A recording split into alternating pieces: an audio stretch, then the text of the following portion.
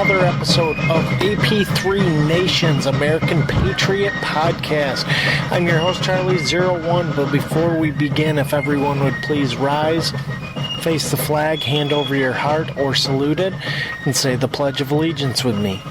I pledge allegiance to the flag of the United States of America and to the republic for which it stands, one nation, under God, indivisible, with liberty and justice for all.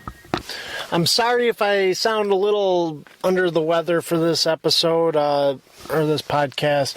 I've been fighting a cold for a couple weeks, and it just won't go away. This crud won't.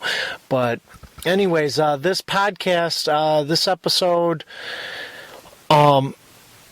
you might call it a philosophy episode. You might call it a prepping episode.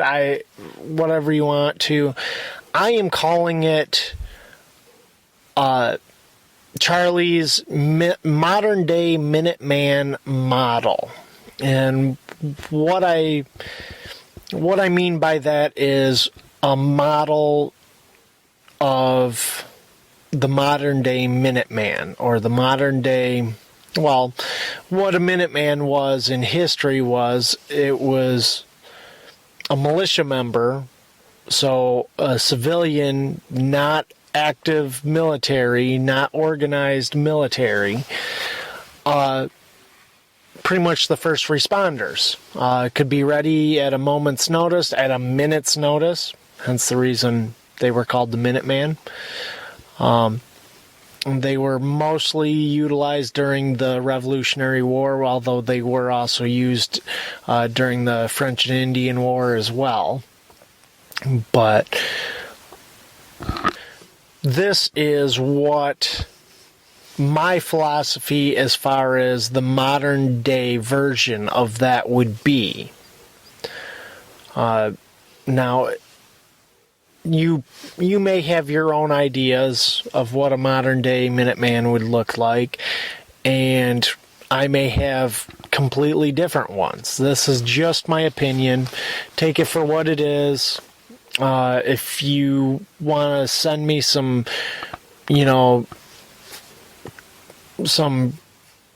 criticism, original criticism or anything like that, feel free to.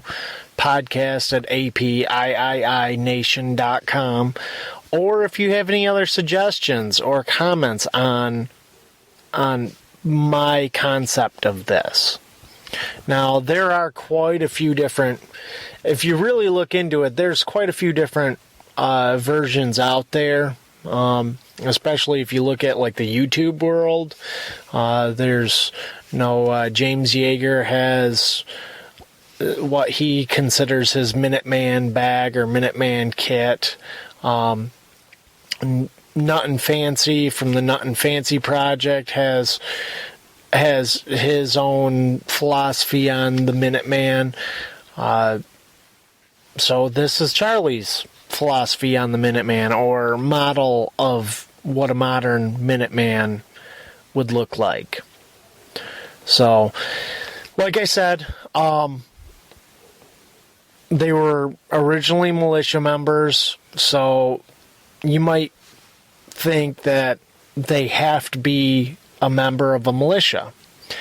In my opinion, I don't feel that it should be solely militia members. I mean, active members in a militia, whether it's a state militia or whether it's just a volunteer militia. I believe that any law-abiding citizen could be a Minuteman. Now, what goes into being a Minuteman? Well, that's where some people might differ from it, but what the Minuteman would do would be they would be ready in a moment's notice to defend their homeland or their homes against invaders, mostly invaders, in this case the British, although nowadays you don't have to worry about that so much. So they'd be defending their homes. Now, back in the 1700s, 1776,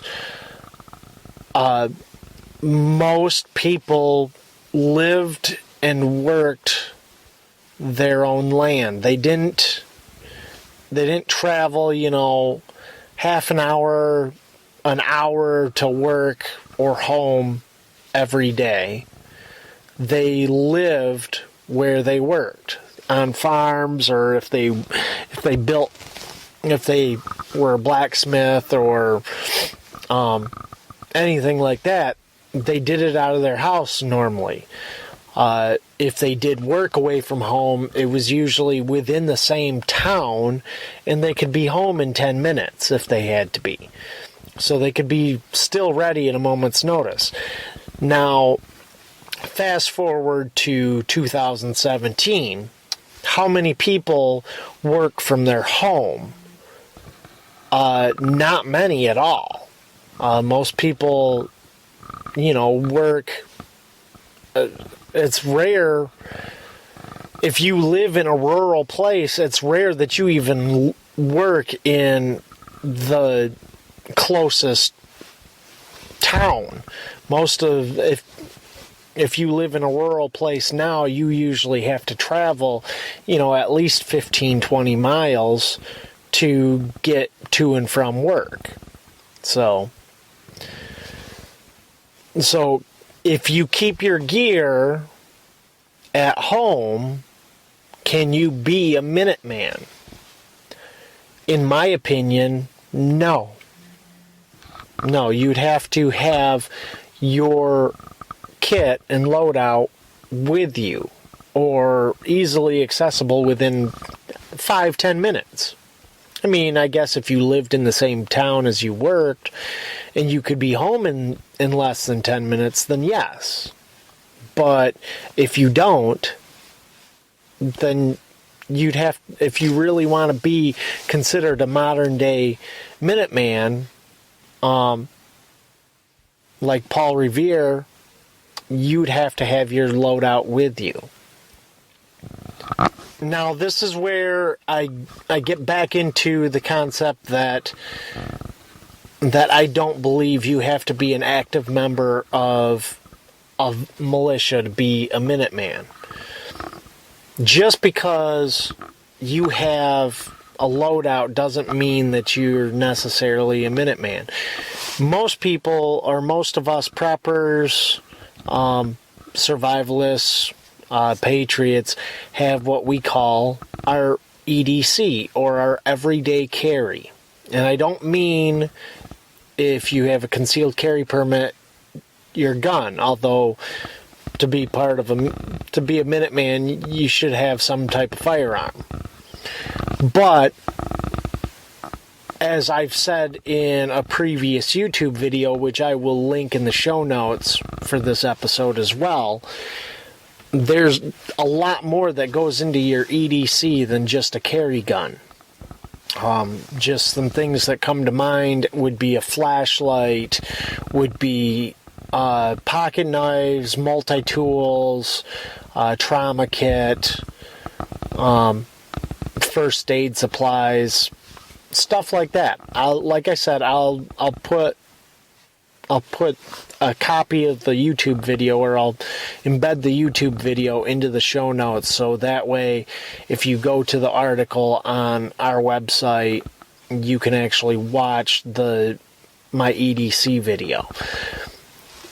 But where I was going with this is, you have your everyday carry, and that right there is what I would say the most important part of your Minuteman kit. I mean, you'd have first aid, you'd have knives, tools that you need, you'd have a flashlight, you'd have your pistol, and extra ammo. To add to your Minuteman kit, what you'd probably want in your vehicle if you can't have it with you inside of your place of work, would be a bag with camouflage clothes for the region that you're in. And technically, you wouldn't have. It's up to you whether you want to do that. Personally, I would prefer to have camouflage clothes because I don't want to stick out like a sore thumb if, I had to defend my homeland against invaders. Now, if you work in an urban setting, that could be, casual wear that just makes you blend in with everybody else. It's sort of like a gray man outfit. Anyways, moving on from there. You would need your bag. You would need clothes, camouflage clothes, water or water storage and acquiring equipment, which could be, iodine tablets. It could be an actual water filter system. It could be a bleach dropper with bleach in it. Or you could have water packets if you really wanted to. What I have in mind is an actual water filter. And other than that, I have just a Nalgene 32-ounce water bottle. Same one that I keep on my plate carrier as well. So, anyways, you'd want something for water.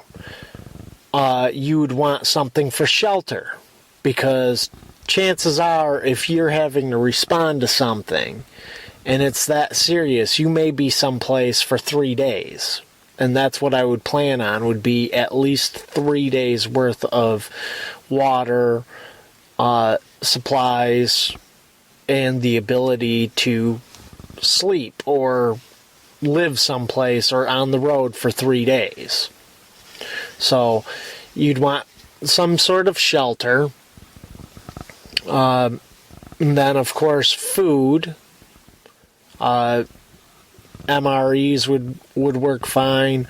Actually, there is, the Mountain House freeze-dry stuff is perfectly fine, and actually I feel that weighs less than MREs, but you also do have to have something to cook it with, or heat up water to add to it normally. I just found something new.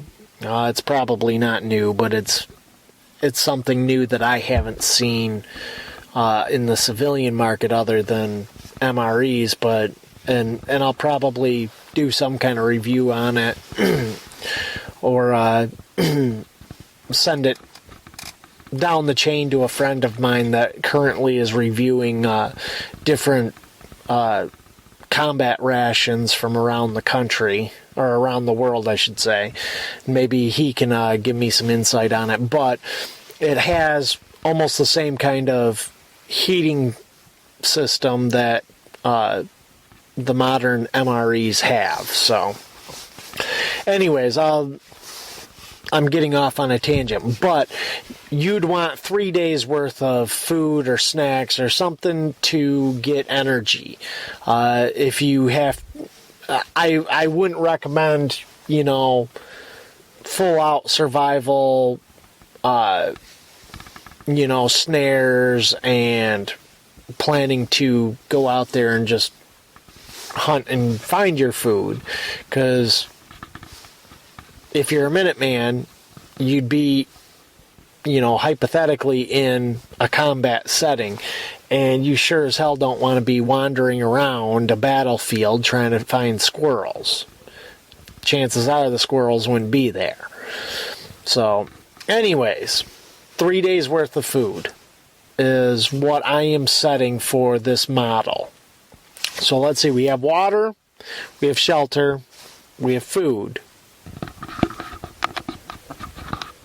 Next would be, just common survival items like something to stay warm or start a fire to stay warm or to cook your food, whatever. Some kind of fire starter, you'd want that. And then hygiene products to at least get you through that 3 days. It could be like a hotel bar soap and a travel toothbrush and toothpaste kit and a washcloth. But either way, I mean, if you look at this kit, you're probably looking at pretty much a 72-hour bag, only you want it to be something that's extremely mobile and that you could take into combat with you if you need to. Now, I'm not ex-military, so I'm not going to pretend that I am, and I'm not going to pretend that I know anything about warfare. But this is my best guess at what you would need. And really, if you want to be absolutely prepared for this, find some, ex-Army, some Marines, anybody who's actually been in combat, and just pick their brain. I have some really good friends, some close friends that have been in combat over and over, and I pick their brains whenever I have any chance to. For anything from shooting tips to survival tips. So, I highly recommend that. Next, we'll move on to the tactical side. Now, you might think, oh, well, I better put my plate carrier in my car. I better have, 20 loaded magazines and just everything possible to, run a frontal assault on the White House. That's just an example. Don't take that as a threat or an idea or anything like that. But, no. Personally, in my model of this, I would say plate carrier, I have a plate carrier. Do I carry it around with me in my vehicle? Not unless I know that I'm going to be someplace dangerous. In the Minuteman model, I would almost prefer to run lighter, in my opinion, than heavy. Chances are, if you are going to be adapting, the old school Minuteman fighting style, they were pretty much ambushing the British, is what they were doing. They were occupying the British by ambushes, and it was a completely different fighting style than the British were used to. But they were shooting from cover, they were hiding, and they were attacking sporadically. It's kind of hard to do that if you're running around with 30-some pounds of plates on, in my opinion. Along with having this backpack on with all the food, water, and other essentials. What I would recommend would be something like, a chest rig or just a vest. Ammo, I would recommend, would be the maximum load that you can carry comfortably on whatever load-bearing equipment you are planning on running with. Whether it be a chest rig or even just like an old Alice pack, or not so much Alice pack, but like one of those, my mind is drawing a blank, one of the old M16 magazine pouches that used to just mount onto like an Alice belt something. That's personally what I would recommend. Maybe I'll do a video here in the near future of my actual Minuteman kit. But yeah, that's what I would recommend. Now, I would also put or make sure to have extra ammo in your actual bag.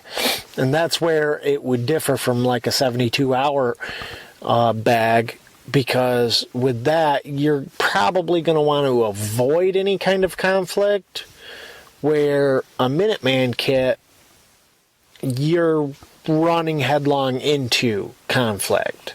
So, next step would be the weapon, your weapon of choice. If you're a concealed carry holder, you have your handgun. Is that optimal for Minuteman kit? I wouldn't say so. If that's all that you can legally have in your vehicle with you, then it's better than nothing. I live in Michigan. We can't have loaded long guns in our vehicle. We can have a long gun in a separate compartment than the ammo.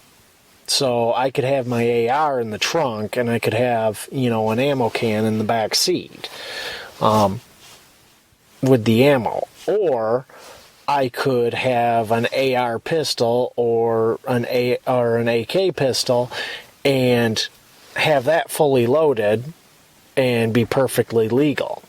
And that's what I would recommend over probably having a long gun. That's just my opinion. And an SBR, if you got your SBR tax stamp, that's going to fall under the same thing as a long gun in a lot of states. So that's just my opinion. But like I said, I will link that video in the show notes. If you have any questions, concerns, comments, suggestions, feel free to leave a comment in the show notes or email podcast@APIIINation.com. And I would love to hear any suggestions or comments. I will put them in the next episode if you do.